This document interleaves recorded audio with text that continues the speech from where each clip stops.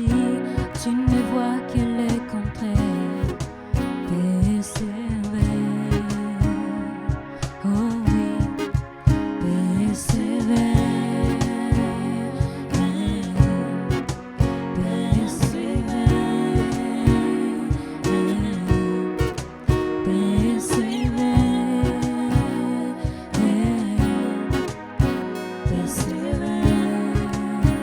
Car sa parole est s'accomplir.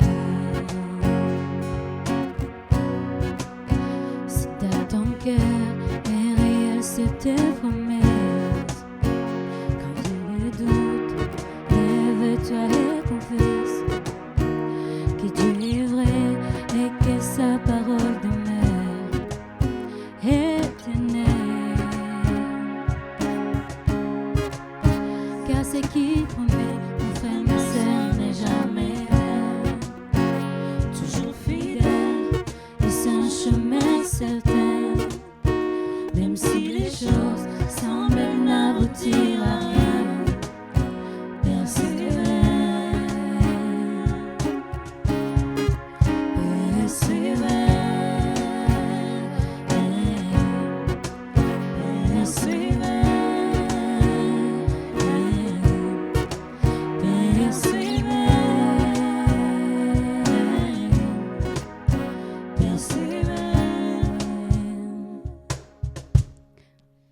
quand il dit, les choses arrivent.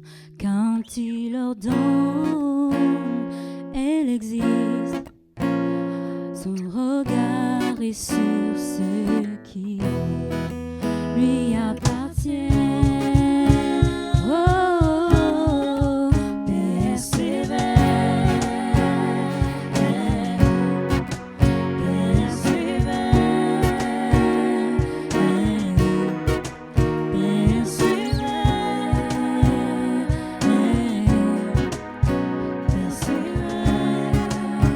car sa parole elle s'accomplira.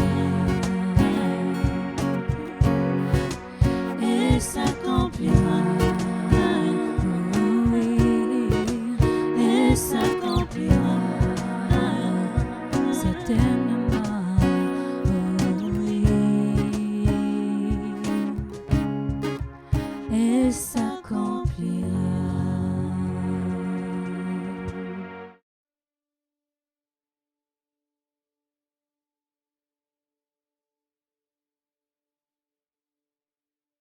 Alors, bon matin, nouveau départ. Merci d'être présent encore avec nous ce matin. Et oui, le rêve que nous rêvions depuis maintenant 2 ans va se réaliser le 6 mars. Nous serons de retour en présentiel et à pleine capacité. Donc, les seules choses qui seront nécessaires, c'est le port du masque obligatoire. Et l'autre bonne nouvelle aussi, c'est que maintenant, le stationnement, la fin de semaine, est permis sur le boulevard P9, donc plus de problèmes de stationnement. Et j'avais ce passage qui montait sur mon cœur ce matin dans le psaume 122, verset 1. Je suis dans la joie quand on me dit « Allons à la maison de l'Éternel ». Donc, j'espère que vous êtes dans cette joie ce matin de savoir que le 6 mars, 10h30, nouveau départ ouvrira ses portes et nous serons en pleine capacité. Donc, soyez présents, invitez des gens aussi qui nous ont suivis en ligne, qui se demandent où est notre Église. Eh bien, invitez-les, ceux qui connaissent des personnes qui nous suivent en ligne depuis le début de la pandémie.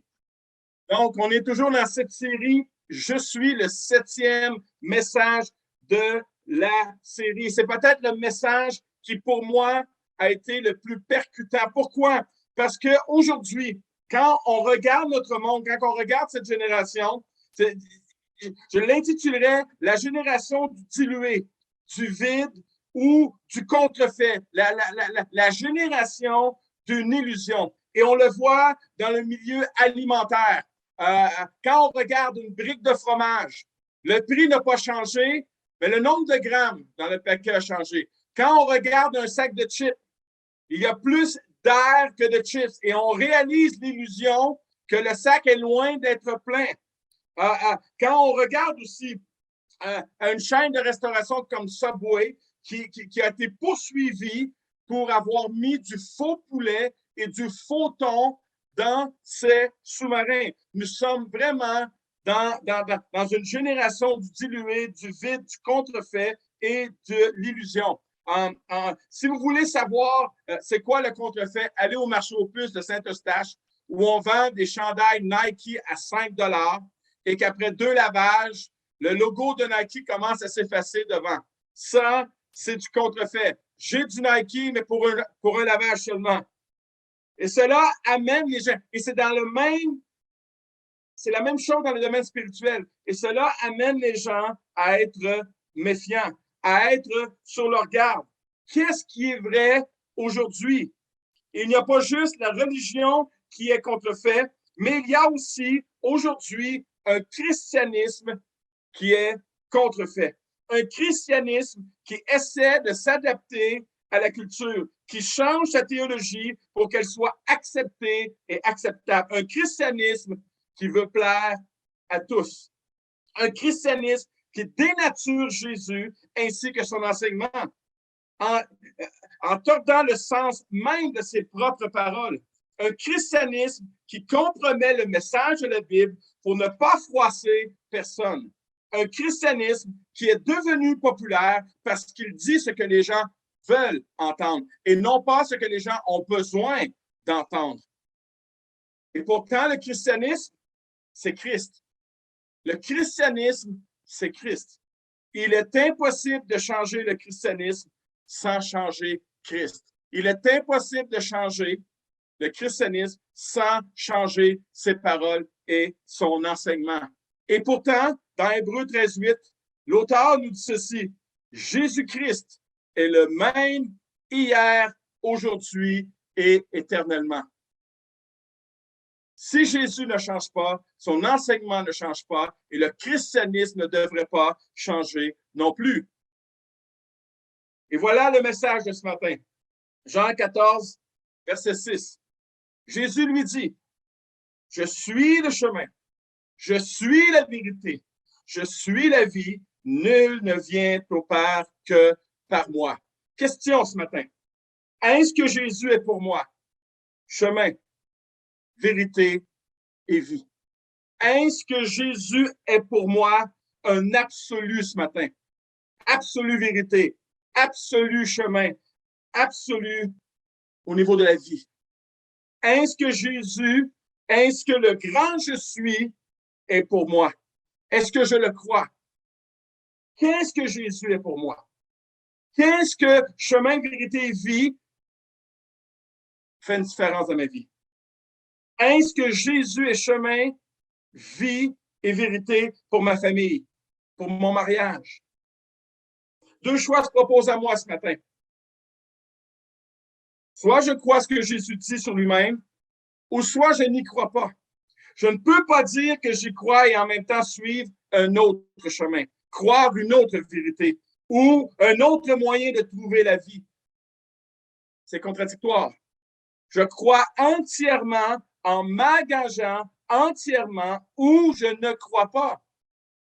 M'engager à moitié est l'équivalent de ne pas croire. Premier point ce matin, je suis le chemin. Et pour nous aider à comprendre ce que Jésus veut signifier ici, il faut aller dans Matthieu chapitre 7, verset 13. Et il va dire, c'est les paroles de Jésus, spacieux le chemin qui mène à la perdition, et il y en a beaucoup qui entrent par là. Je l'intitulerai le chemin de la condition humaine. Large, confortable, plaisant le chemin qui mène à la perdition éternelle. Ce chemin est mon chemin. Ce chemin, c'est ma vie. C'est la vie que je mène comme je l'entends. C'est le chemin de ma liberté. On l'entend beaucoup, c'est ainsi. Le chemin où il n'y a pas de règles qui m'empêchent de mener ma vie comme je le veux. C'est le chemin de mes préférences. Ce chemin, c'est de suivre mes rêves, mon cœur, mes désirs, l'accomplissement de ma destinée. En fait, ce chemin, c'est mon moi.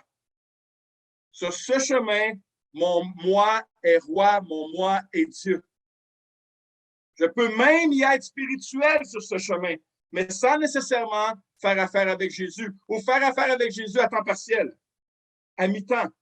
Je peux croire à une vie après la mort sur ce chemin et que je peux accéder au ciel avec mes choix, avec mes œuvres, avec mes désirs. Le chemin de mes bonnes, c'est peut être aussi le chemin de mes bonnes actions, de ma bonne vie. Et beaucoup empruntent ce chemin. Et notre société encourage beaucoup à l'emprunter. Ça peut être aussi le chemin de ton succès, de ta réussite, de ton estime, de ta valeur, de ton identité, de ton potentiel. Ça peut être aussi le chemin large et spacieux de la religion. Dieu se révèle à travers toutes les religions, dit un certain auteur que j'ai lu dernièrement. Donc, toutes les religions sont bonnes pour lui, car chaque religion révèle une facette de Dieu. J'aimerais te déclarer ce matin que toutes les religions sont fausses, car elles mettent le salut sur la responsabilité humaine, sur les efforts humains. Donc, toutes les religions sont fausses, car elles sont de dimension humaine, inspirées par Satan lui-même. Aucune religion ne mène au ciel. Jésus est le seul chemin qui mène au ciel. Et il va dire ceci: personne ne parviendra jusqu'au Père sans passer par moi. Personne ne parviendra jusqu'au Père par sa religion, par ses bonnes œuvres, par ses bonnes actions, par sa bonne vie. Personne. Et l'apôtre Luc nous le dit dans Actes chapitre 4, verset 12, « Car il n'y a sous le ciel aucun autre nom qui a été donné parmi les hommes par lequel nous devions être sauvés. » Le salut ne se trouve point sur le chemin large de ma vie.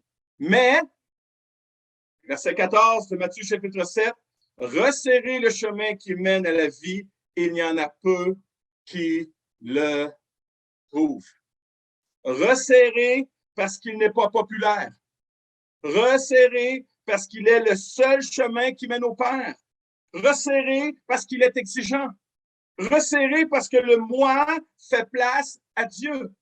Resserré car ce n'est plus mon plaisir, mais celui de Dieu que je recherche. Resserré parce que je ne vis plus pour moi-même, mais pour Dieu.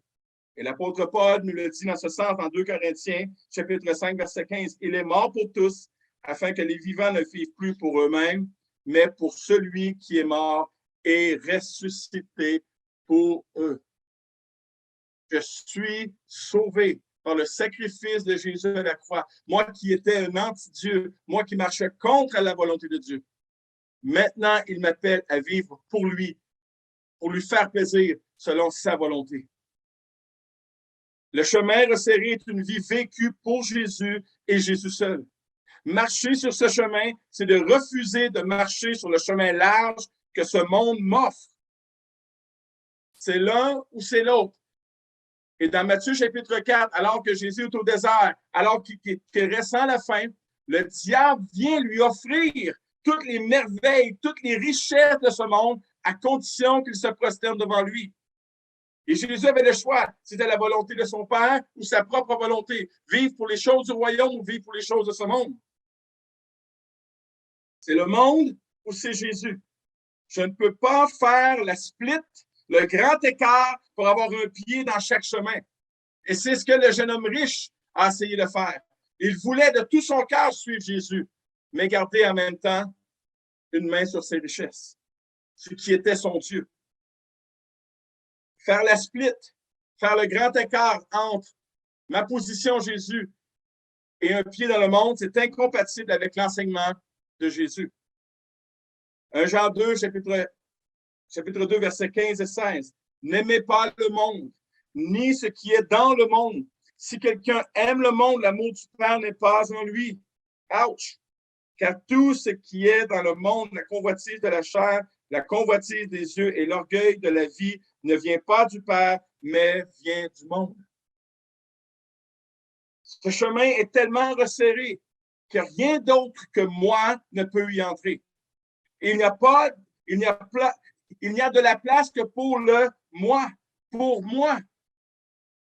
Mes bagages de mérite, mes bagages de succès, de ministère, mes bagages de victoire ne m'accompagnent pas sur ce chemin.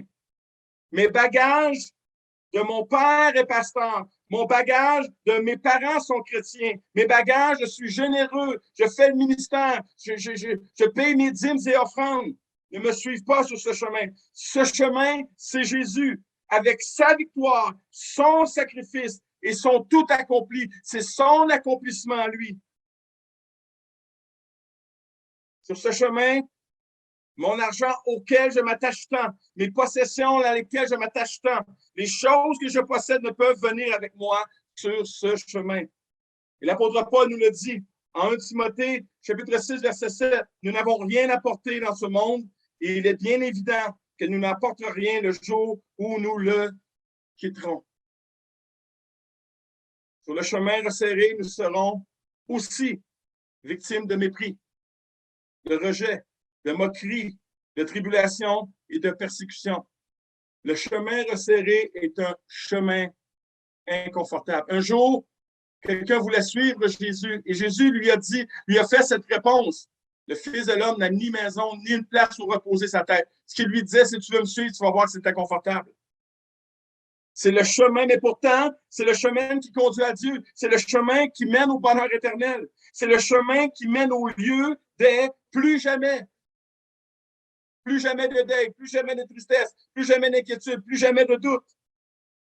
Et l'apôtre Paul, qui plus que tous a vécu ce chemin resserré par la persécution, par le rejet, par les moqueries, il va dire ceci dans Romains chapitre 8, verset 18. J'estime que les souffrances du temps présent ne sauraient être comparées à la gloire à venir qui sera révélée pour nous.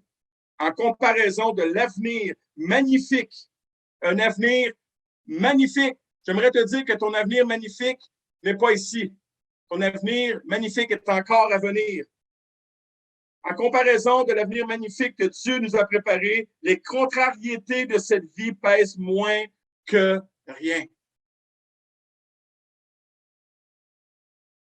Resserrer le chemin qui mène à la vie, il y en a peu qui le trouvent. Ce chemin est très peu fréquenté parce que les gens pensent que c'est un chemin rempli d'interdits et un chemin plate à emprunter. Un chemin qui enlève les plaisirs de la vie. Ce chemin n'est pas un chemin d'interdiction, mais bien un chemin de vie et de plénitude. Donc, Jésus dit littéralement, je suis le chemin. Mais il dit ceci aussi, je suis la vérité. Et aujourd'hui, il y a quelque chose, il y a un mot qui est très à la mode. Le relativisme. Tout est relatif. Plus rien n'est vrai. Il n'y a plus d'absolu dans la vérité. La vérité absolue n'existe pas. Et Jean, chapitre 18, versets 37 et 38, je crois que c'est peut-être là que ça a commencé. Pilate dit à Jésus, tu es donc roi? Jésus répondit, tu le dis, je suis roi. Je suis né et je suis venu dans le monde pour rendre témoignage à la vérité. Quiconque est de la vérité, écoute ma voix. Et Pilate lui dit, qu'est-ce que la vérité? Qu'est-ce que la vérité? Et Jésus répond littéralement, je suis la vérité. Si tu cherches la vérité n'est pas un concept, la vérité n'est pas une philosophie, la vérité est une personne et c'est moi. En étant Dieu, Jésus est le summum de la vérité. Il est l'absolue vérité. Personne ne peut être plus vérité que Jésus lui-même. Vous devriez écrire Amen. Ceux qui sont venus avant ou après lui ne peuvent rivaliser avec lui au sujet de la vérité. Tous les fondateurs de religion qui sont venus avant et après Jésus n'ont jamais été envoyés par Dieu ni inspirés par lui. Car il ne peut y avoir plusieurs vérités au niveau spirituel. En disant qu'il était la vérité, Jésus disqualifie tous les autres. Oh, que c'est pas populaire aujourd'hui. Oh, que ce n'est pas populaire aujourd'hui. Mais Jésus dit, tu n'es pas appelé à être populaire. Tu es appelé à proclamer qui je suis et je suis la vérité. Faisons une pause ici. Simplement pour une comparaison. Dieu, un Dieu d'ordre dans la création, ne peut pas être un Dieu de désordre dans le domaine spirituel. Dieu a tout créé d'une manière ordonnée à partir du chaos, donc Dieu ne peut pas être l'auteur du chaos dans le domaine spirituel. Impossible. Choichi Yoshikimara a dit ceci, c'est un professeur d'astrophysique à l'université Princeton qui est décédé en 2010. Il dit ceci, « Je pense que Dieu est à l'origine de l'univers et de la vie. Homo sapiens, nous, a été créé par Dieu en utilisant un processus qui ne viole aucune des lois de la physique de l'univers de manière significative. Si Dieu n'a violé aucune des lois de la physique quand il a créé l'homme, et je dirais aussi l'univers, pourquoi l'aurait-il fait dans le domaine spirituel? Pourquoi Dieu aurait violé les lois spirituelles que lui-même a établies pour mélanger ou pour perdre les hommes? Ça va pas, c'est pas cohérent avec son désir de sauver l'humanité. Dieu serait en contradiction avec lui-même. Dieu n'est pas l'auteur du chaos spirituel dans lequel notre monde se retrouve aujourd'hui. Si Jésus est vraiment je suis, alors il est Dieu. Et s'il est Dieu, alors il est la vérité absolue. Alors tout ce qu'il dit doit être considéré comme vérité absolue. Que ça plaise ou non, c'est ça qui est ça. Niveau spirituel, en dehors de Jésus, tout doit être rejeté. Jésus est la vérité, pas les gens. Les gens ne sont pas à être rejetés, mais l'enseignement religieux est à rejeter. Jésus est la vérité, ce qui veut dire que le reste est faux. Ça ne veut pas dire que les livres chrétiens, que les prédications, que les commentaires bibliques ne sont pas bons. Au contraire, cela veut simplement dire que Jésus est la vérité sur laquelle je peux préparer ma prédication. Je peux écrire des livres. Je peux étudier la théologie. Pourquoi? Parce que je pars sur la base que Jésus est la vérité. Et la vérité, lorsqu'elle est pleinement crue et vécue, n'est pas contraignante. Jean chapitre 8, verset 32, c'est les paroles de Jésus. Vous connaîtrez la vérité et la vérité fera de vous des hommes libres. Quel est le mot qui a été le plus prononcé, le plus crié aujourd'hui? Liberté. Liberté. Freedom. Écrit sur les camions, écrit sur les autos, crié à tout vent, mais tellement hors contexte. Connaître Jésus, c'est connaître la vérité, et connaître la vérité, c'est connaître la vraie liberté. Et on a vu depuis quelques semaines, depuis quelques mois, que les gens ont soif de liberté, mais ils ne cherchent pas au bon endroit, ils ne cherchent pas dans les bonnes personnes.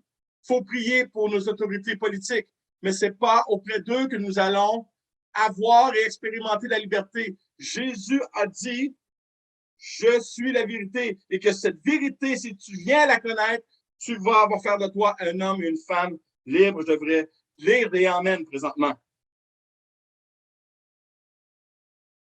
La vérité peut faire mal, mais elle rend libre.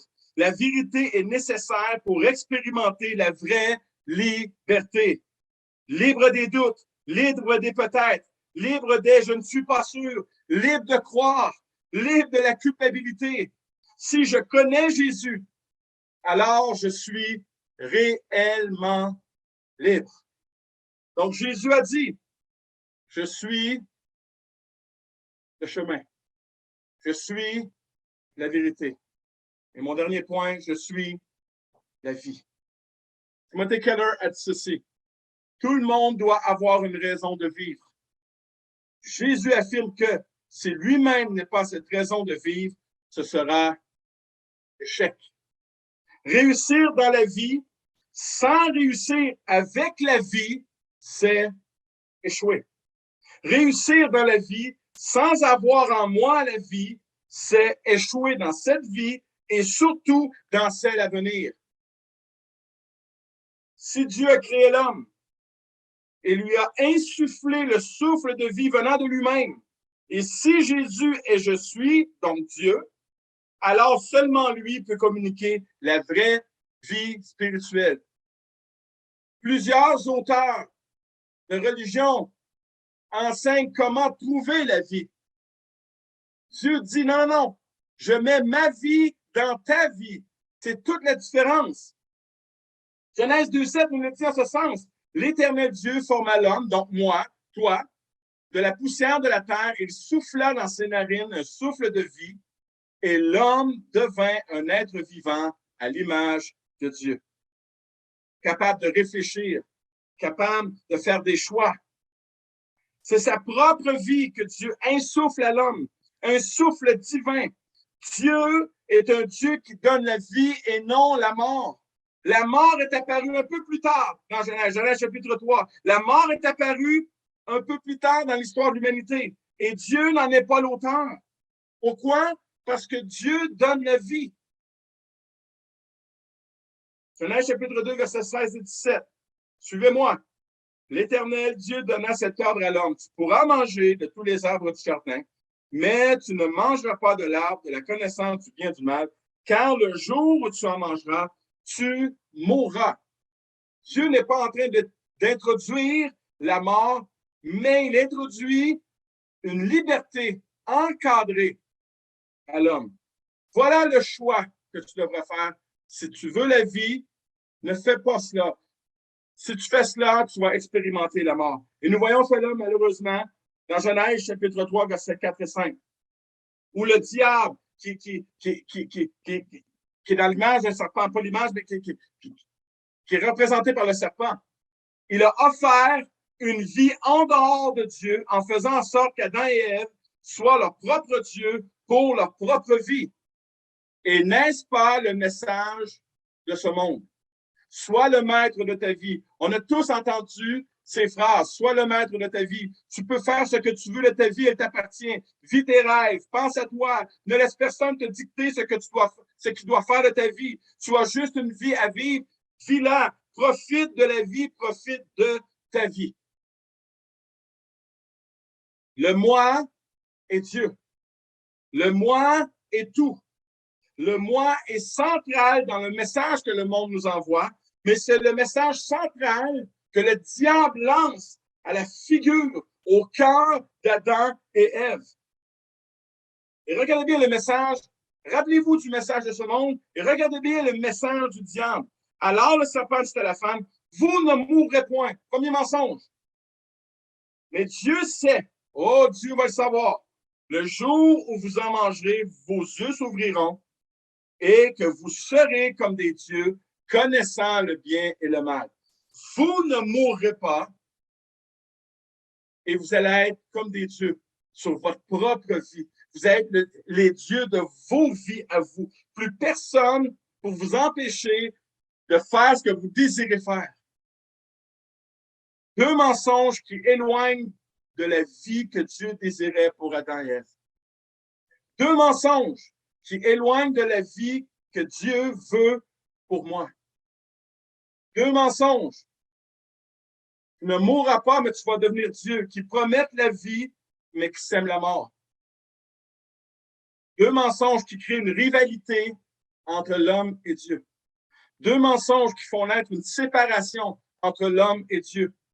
Deux mensonges qui font naître la honte. Deux mensonges qui font naître la culpabilité. Deux mensonges qui font en sorte que Adam et Ève fuient la présence de Dieu et vont se cacher. Et je suis convaincu qu'à ce moment-là, Adam et Ève ont réalisé, non, c'est pas la vie. Il y a quelque chose qui s'est brisé dans leur cœur parce qu'il y avait quelque chose qui s'était brisé dans le cœur de Dieu. Le diable qui inspire ce monde va toujours nous offrir une vie en dehors de Dieu. Et Jésus va le dénoncer en ce sens dans Jean chapitre 10, verset 10. Le voleur ne vient que pour voler et tuer et détruire. J'ai lu un article dans le Journal de Québec qui m'a saisi. Dans le Journal de Québec du vendredi 25 octobre 2019, un article écrit par Daphné Dionvien qui dit ceci. Les intervenants doivent intervenir de plus en plus souvent auprès d'enfants de 6 ou 8 ans. Écoutez bien là. De 6 ou 8 ans qui n'ont plus le goût de vivre. 6 et 8 ans. Guylaine Ouimet, présidente de l'Ordre des travailleurs sociaux et des thérapeutes conjugaux et familiaux du Québec, observe elle aussi une hausse de la détresse chez les enfants. Écoutez bien. Elle dit ceci, depuis environ 3 ans, on reçoit de plus en plus de jeunes de 6, 8 ou 10 ans qui nous disent que leur vie ne vaut pas la peine d'être vécue. Comment est-ce qu'à 6, 8 ou 10 ans où la vie commence, que la vie ne peut pas avoir la peine d'être vécue? Le voleur ne vient que pour voler, tuer et détruire.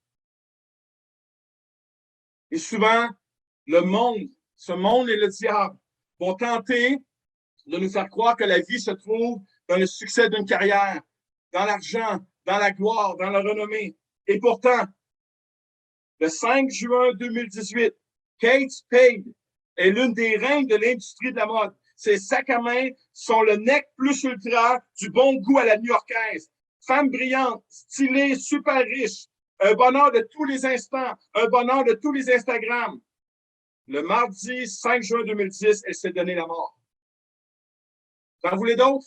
Anthony Bourdain est l'une des vedettes de télévision les plus animées de la planète. Chef cuisinier de formation. Son émission Parts Unknown sur les ondes de CNN est un régal.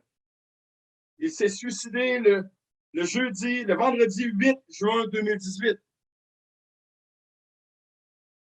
Vous en voulez d'autres? Avicii, le DJ célèbre de 28 ans, s'est donné la mort le 20 avril 2018. Sa famille dit ceci. Da Vinci n'en pouvait plus et voulait la paix, a déclaré sa famille dans une lettre ouverte quelques jours après l'annonce de sa mort. Il s'est vraiment débattu avec des réflexions sur la signification des choses, la vie, le bonheur, a écrit sa famille dans la lettre consultée par l'AFP. Et écoutez bien, il ne pouvait pas continuer plus longtemps, il voulait trouver la paix. Le voleur ne vient que pour voler et tuer et détruire. Ce n'est pas vrai que la vie, nous pouvons la retrouver dans les choses de ce monde. Je ne suis pas contre le succès, je ne suis pas contre les promotions, je ne suis pas contre la carrière, mais ce n'est pas là-dessus que je dois fonder ma vie. C'est sur Jésus qui dit « Je suis la vie », que je dois fonder et baser ma vie. Il le dit, Jésus, dans la suite du verset 10. « Moi, la vie, je suis venu afin que les brebis aient la vie et qu'elle l'ait en abondance. » Jésus dit littéralement que je ne peux pas avoir la vie en dehors de lui. Je ne peux pas. Je suis la vie et le seul, Jésus dit qu'il est la vie. Il est le seul qui peut donner la vie et la vie en abondance. C'est le seul. Je peux être vivant, mais ne pas avoir la vie et expérimenter la vie. Le monde tente de me faire croire que je vais avoir la vie si je possède et si je réussis dans la vie. Tout avoir ne donne pas la vie. Tout réussir ne donne pas la vie. Avoir Jésus donne la vie. Vous devriez tellement taper Amen, Alléluia, faites-le. Psaume 36, 10a. C'est ceci, c'est le psalmiste qui nous dit, car auprès de toi, Seigneur, auprès de toi, Jésus, est la source de la vie. Il ne dit pas que les sources de la vie, non, la source de la vie. Quelqu'un a dit ceci, l'important, ce n'est pas la durée de notre vie, mais la qualité de celle-ci. Jésus a dit, je suis le chemin, la vérité et la vie. Est-ce que Jésus est pour moi ce matin? Et pour toi ce matin, c'est une question primordiale.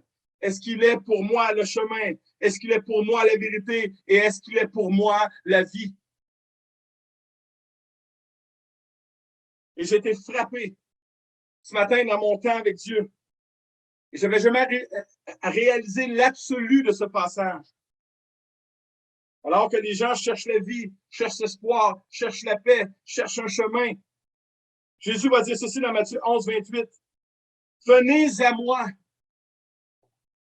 vous tous qui êtes fatigués et chargés, et je vous donnerai du repos. Prenez mon joug sur vous et recevez mes instructions, car je suis doux et humble de cœur, et vous trouverez du repos pour vos âmes, car mon joug est doux et mon fardeau est léger. Tu es fatigué et chargé, Jésus est la réponse.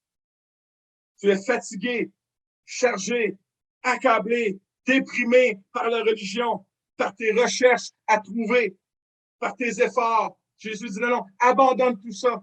Si tu veux expérimenter la paix, si tu veux expérimenter la vie, viens à moi. Viens à moi, suis mes instructions, suis mes enseignements. L'absolu de Jésus n'est pas populaire. J'aimerais terminer à la fin de mon message avec cet avertissement à l'Église.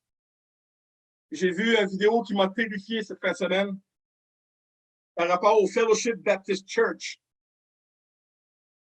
Et ils s'en vont dans une direction très glissante au niveau de la théologie, où on s'en va dans un enseignement qui veut plaire, qui veut être inclusif. Le message de l'Évangile n'est pas inclusif, mais exclusif. Quand nous proclamons l'Évangile, écoutez-moi bien, je sais que ça ne sera pas populaire. Quand nous proclamons l'Évangile, nous proclamons un évangile étroit. Les chrétiens sont appelés à être étroits d'esprit quand il s'agit de l'Évangile.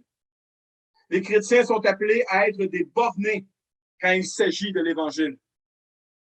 Alors, vous êtes bornés, vous, les chrétiens. Alléluia. Vous êtes étroits d'esprit, vous, les chrétiens. Alléluia. La vérité de l'Évangile est non négociable, même si la société change. L'Évangile ne change pas. Le message ne change pas parce que Jésus ne change pas.